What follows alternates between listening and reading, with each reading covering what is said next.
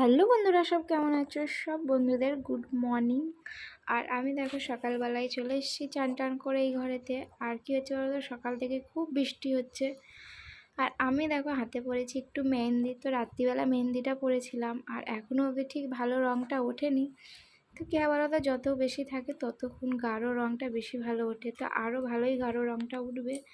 আর প্রিয় দেখো এইদিকে আমার ছেলে ঘুমাচ্ছে এখনও অবধি। আর এখন বাজতে যাচ্ছে কটা বলো তো বন্ধুরা, 8:30 মতন বাজতে যায়। আর বাইরেতে যখন বৃষ্টিটা থেকে থেকে এত জোরে আসছে যে কি বলবো, বাইরেতে একদম জামা কাপড় শুকোতে দিতেই পাচ্ছি না। আর যেমনকার সেমন গামলায় সব কেচে রাখা আছে, তো কেচেছি তো অনেক সকালেই জামা কাপড় কাচা হয়ে গেছে আর কেচে রাখা আছে। তো জল তো টাইমের ব্যাপার থাকে, কলে জলে চলে যাওয়ার ব্যাপার থাকে, তো সে কারণে কী বলতো, জলটা থাকতে থাকতেই সব কাঁচা ধোয়াটা আগে করে নিই আর চান ফানগুলো করে নিই, তারপর এই ঘরের কাজগুলো সারতে আসি। তো এদিকে দেখো ছেলে ঘুম থেকে উঠে পড়েছে আর ওঠার পরে ওকে একটু জল দিয়ে দিয়েছি খেতে। তো ছেলে জল খেতে খেতে কী বলতো, এদিকে ঝাড়পোছগুলো একটু করে নেবো। আর প্রত্যেক দিনই ঝাড়পোছগুলো আমি করে নিই, তাতে ধুলোটা খুবই কম হয়। আর সব বন্ধুদেরই বলবো, সব ঘরেরই পরিষ্কারগুলো প্রত্যেক দিনটাই করে নেবে। প্রত্যেক দিন যদি একটু মুছে নাও তো দেখবে ঘরটা খুব পরিষ্কারও থাকবে, ভালোও লাগবে। আর মনটাও যেন একটা ফ্রেশ লাগে, একটা দেখবে ঘর পরিষ্কার থাকলে। এই হয়েছে ব্যাপার। তো আমি প্রত্যেক দিন করে নিই। আর দুদিন ছাড়া করলেও কী হয়, প্রচণ্ড ধুলো পড়ে যায়, তো সেই কারণে রোজটাই করে নিই। তারপর দেখো এসব করে টোরে দিয়ে এদিকে চলে এসেছি খেতে। তো এখন বাজতে যায় 9টা। তো 9টার মধ্যে আমি টিফিনটা করে নিই। তো এইদিকে রুটি চা তরকারি তো মা করে রেখেছিল, আর এদিকে দুটো কলা দিয়ে ভাবছি টিফিনটা খেয়ে নেবো। আর খেয়ে নিয়ে তারপর চলো আবার ঘরে যাব। আর বৃষ্টি তো হয়েই যাচ্ছে, বৃষ্টি কমার নাম নেই একদমই। তো এই যে দেখো একদম বৃষ্টি হয়ে যাচ্ছে। তো জামা কাপড়গুলো তো কেচে সব রাখা আছে, এখনও ওকে শুকুতে দিতে পারিনি। আর বারান্দায় কী বলো তো, জামাগুলো শুকুতে দিলে না জলটা ঝরে ঝরে বারান্দাতেই পড়ে। তো এই কারণে আর কি বারান্দাটা দিতে পারি না। বাইরে একটু জলটা ঝরে গেলে বারান্দায় দিয়ে দিলে তবু কী বলো তো, হাওয়ায় শুকিয়ে যায়। তো এই হয়েছে ব্যাপার। আর দেখো আমি বেরিয়েছি একটুখানি দোকানেতে, তো খুব দরকার ছিল, তো সেই কারণে বেরিয়েছিলাম। আর আসার পরে দেখছি বাইরে পিয়ে এসে ঘোরাঘুরি করছে।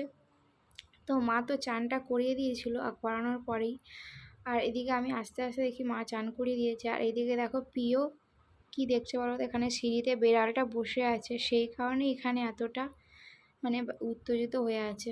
তো এই হয়েছে ব্যাপার। তো আমার এদিকে দেখো বোন আমি না থাকাকালীনই আর কি মাংস দিয়ে গেছিলো।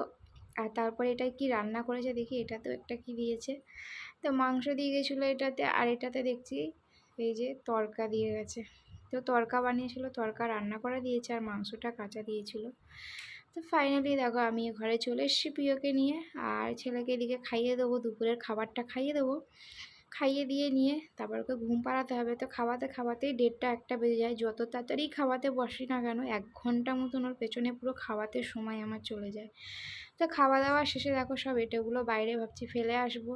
তো এখানে পুকুর জলে কী বলো তো, এঁটোগুলো সব ফেলে দিলে ভাতগুলো, প্রচুর মাছ আছে, প্রচুর মাছ এখানে, সব মাছগুলো আর কি খেয়ে নেয়। তো মাছেদেরও তো কিছু খাবার দিতে হবে, তো সেই কারণে দিয়েছি। আর এই যে দেখো খাওয়া দাওয়া করে টোরে নিয়ে এদিকে প্রিয়ও দেখো আবার বাইরে চলে এসেছে, আবার এখানটা এসে দাঁড়িয়ে পড়েছে।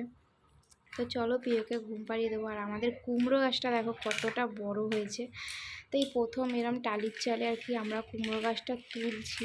তো প্রত্যেকবারই গাছ হয়, কেউ না কেউ ভেঙে দেয়, তুলে দেয় বা ছিঁড়ে দেয়, এই হয়েছে ব্যাপার। তো এবারে গাছটা এখনও অবধি আছে। আর এইদিকে দেখো তুলসী গাছের সাথে আর কি উচ্ছে গাছও হয়েছে। আর এদিকে তো মনসা গাছ আছে। আর মেঘলা দেখো কিরম করে আছে, মেঘটা যেন করেই রয়েছে সবসময়। তো চলো আমি ফাইনালি পেয়ারা কেটেছি, আর দুপুরে একটু ফল বলতে পেয়ারাই কেটে এনেছি। তো দুপুরবেলা একটু পেয়ারাটা খাবো আর খেয়ে দিয়ে। তো তারপর দেখো বন্ধুরা একবারে সন্ধেবেলা চলে এসেছি। শুভ সন্ধ্যা সব বন্ধুদেরকে। আর সন্ধেবেলা এসে একটু কী রান্না করবো বলো তো, এই দেখো আমি এদিকে আলু পনিরের তরকারি করব, আলুর দম বলতে পারো। আর এদিকে আমি একটু বানিয়েছি দেখো পোলাও আর কি বানিয়েছি।